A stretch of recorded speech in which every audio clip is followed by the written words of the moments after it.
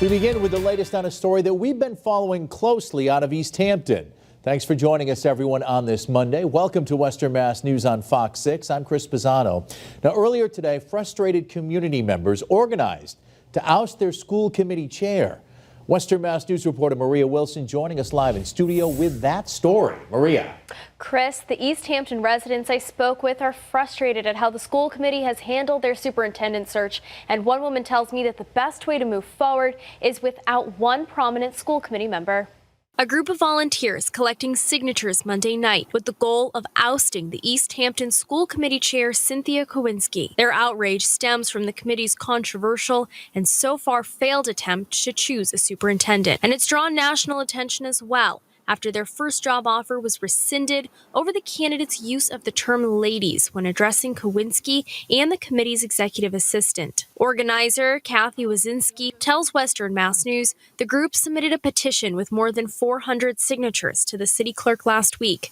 Now they'll need more than 6 times that number in order for the recall process to continue. According to the Easthampton City Clerk, Barbara LaBarbed, the minimum number the group needs is 2,517, which is 20% of registered voters from last city's election, a number Wazinski believes is achievable. I am very optimistic and I'm very excited at the outpouring of support, of people stopping to sign and provide support and ask how they can help. Wazinski tells us if they are able to hit their target number of signatures and they are verified by the city clerk's office, Kowinski would have 5 days to resign. But Wazinski says she hopes it doesn't get to that point.